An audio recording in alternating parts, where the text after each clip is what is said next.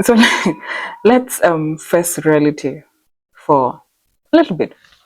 So, do you know that according to the global study by International Labour Organization, only about half of workers worldwide hold jobs matching the level of education? And then you wonder,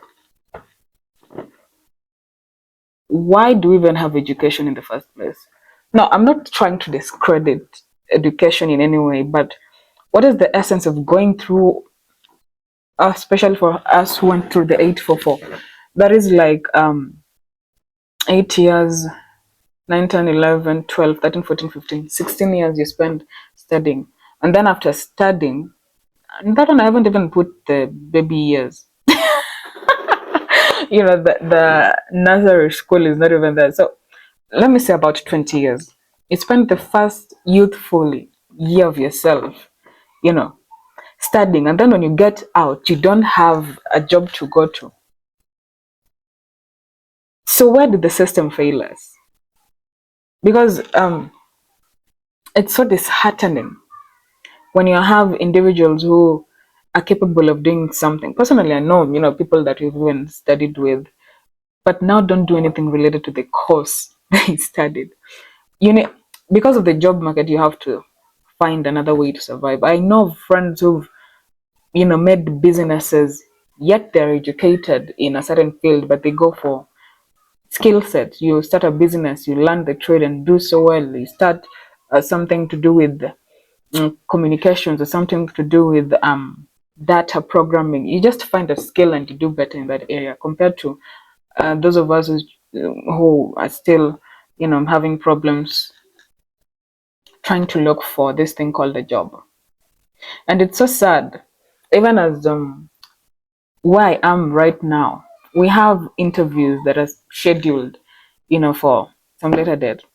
But there's a high number of teachers who are so unemployed that when you go there, you feel like you're not yet an ancestor, to be fighting for that job, because we have a lot of individuals who've been out for the job for very, very long. And the thing is, how is this going to be solved? How is it going to be solved?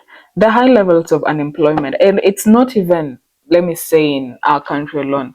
When you look at other countries as well, look at Nigeria. So news the other day, somebody, you know, showed us the certificates. I don't know whatever I don't know whether it was in Nigeria or Ghana, but they were looking for jobs. They're qualified. In fact, they are overqualified. But because of a lot of people being there, you don't know what to do. Like, what is, oh, goodness. Let's not even go far from a personal experience. I'm not yet employed, yet I'm educated, and I've even started my master's. And at some point, I sit and I wonder why I even went for the master's in the first place. Because at the end of the day, the reality is when reality hits you hard, you learning so much won't be able to help as you starting to earn money. Everything we need, we'll need to earn money first to get it. So it's like you spend money to get money. And you read a lot and you wonder why you're even reading, if that makes sense. Yes, it does.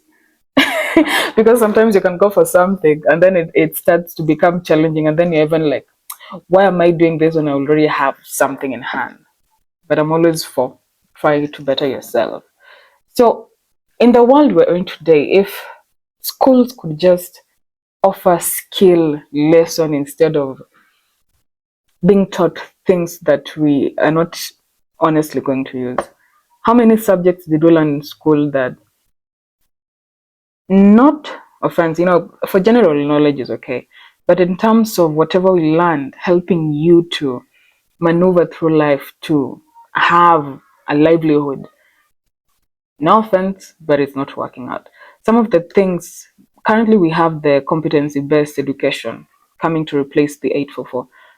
But honestly, I've never seen the difference between the two, because if you look at the 844, the initial system, I remember when I was in primary school, we used to do this art and crafts, there were music. So I wished that it could have been enhanced more than another new set of curriculum just being put, because we don't have enough trained teachers for this. We don't have enough resources that have been, spread out in schools for this. So it's going to be very challenging, and it's already started confusing a lot of individuals. Even some of us teachers are not aware of that.